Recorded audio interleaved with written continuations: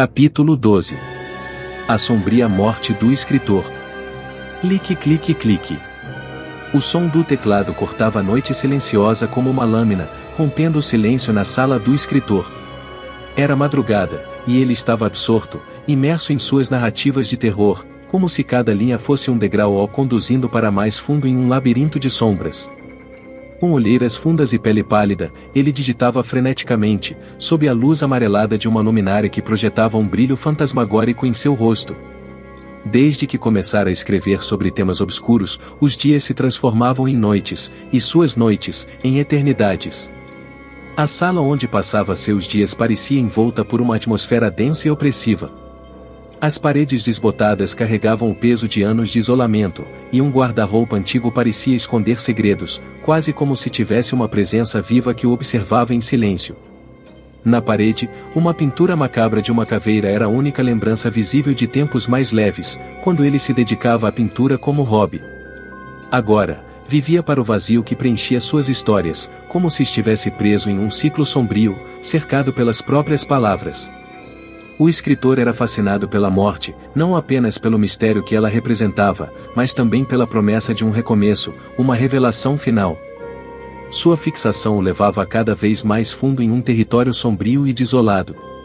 As poucas pessoas que ainda o conheciam evitavam contato, e ele afundava em uma solidão cada vez mais densa, como se apenas o vazio pudesse verdadeiramente acolhê-lo. Às vezes, ele sonhava com uma colega de escola que havia falecido. Ela aparecia como um espírito de luz, trazendo visões de um mundo além, onde os mortos esperavam em um purgatório indefinido, como almas perdidas em uma sala de espera sombria. Nas noites de sonhos mais intensos, ela sussurrava que, em breve, ele atravessaria para aquele lado, revelando-lhe uma verdade sombria e inescapável. Naquela noite, porém, algo mudou. Ele sentiu uma presença diferente, uma sombra mais densa movendo-se pelos cantos do quarto, como uma entidade maligna aguardando o momento de se revelar. Seus pelos se arrepiaram, e, no reflexo escuro do monitor, ele vislumbrou o rosto da garota. Ela estava ao seu lado. O sangue do escritor congelou. "Você está perto do fim", disse ela, num tom ao mesmo tempo doce e sombrio. "Seu destino já foi traçado. Nos encontraremos em breve e no inferno." Ele tentou responder, mas um medo indescritível o paralisou. De repente, foi transportado para uma cena que jamais experimentara, uma estrada deserta, onde pilotava uma moto em alta velocidade. A adrenalina tomava seu corpo, e ele viu-se indo em direção a um poste, incapaz de desviar. O impacto foi visceral, como se o destino sombrio que ele tanto escrevia houvesse saltado das páginas para envolver sua própria realidade. Despertou num sobressalto, o corpo tremendo de pavor. Tentava recuperar o fôlego, enquanto o quarto opressivo parecia apertá-lo por todos os lados. Era como se, ao tentar compreender a morte, houvesse aberto a porta para algo ainda mais sombrio. Olhando ao redor, viu um caderno caído no chão, aberto numa página antiga onde ele havia escrito: "A morte é o grande segredo. Quem o desvenda não retorna, mas eu retornarei." Na manhã seguinte, como se obedecesse a uma ordem além de seu controle, o escritor deixou a casa e subiu em sua moto, dirigindo-se à estrada principal de Parintins ao anoitecer. Sentia-se irresistivelmente atraído por aquele lugar, como se guiado por uma força invisível. Acelerava cada vez mais, e a paisagem escura ao redor parecia ganhar vida, com sombras que se estendiam em sua direção. No meio do trajeto, avistou a garota na beira da estrada, pálida, com um sorriso sinistro e um olhar hipnotizante. Tentou frear, mas seu corpo não respondia. A moto avançava, implacável, em direção ao poste. O impacto foi devastador. No instante seguinte, o silêncio tomou conta de tudo. Quando abriu os olhos, percebeu que estava em um lugar de escuridão infinita, onde sombras flutuavam como espectros silenciosos. À sua frente, a garota o aguardava com o mesmo sorriso macabro. "Bem-vindo ao outro lado", sussurrou ela. "Agora, você faz parte das histórias que tanto escrevia. Aqui, seu fim é apenas o começo." Perdido naquela eternidade sombria, o escritor percebeu, enfim, que cada página o conduzir àquele destino final.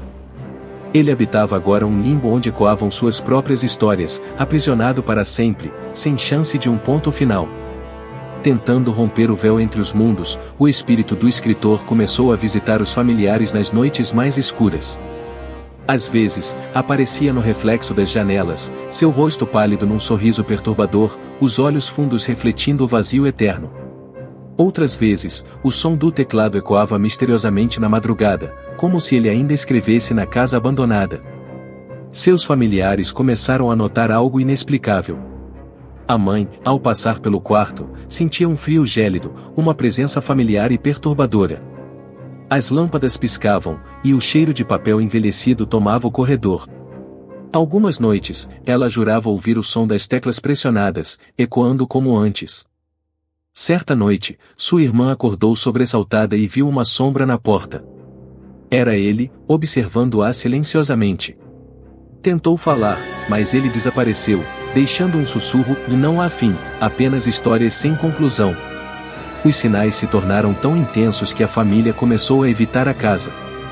Quem ousava entrar encontrava sinais de uma presença inquieta, e papéis caíam, objetos moviam-se, e nos espelhos, a imagem de um homem perdido nas sombras surgia antes de desaparecer. Era como se o escritor estivesse preso num ciclo eterno de sua própria criação. Desesperados, os familiares consultaram uma mãe de santo, que realizou um ritual para libertar o espírito. Ao fim, ela olhou para eles com um semblante sério e avisou: as histórias que ele escreveu deixaram cicatrizes profundas. Algumas sombras jamais irão embora. O aviso soou como uma sentença. A família deixou a casa, mas o som do teclado e os sussurros permaneceram. Dizem que qualquer um que se atreva a entrar ainda pode ouvir a última história do escritor, um conto inacabado, aguardando o próximo ouvinte para a sua eternidade maldita.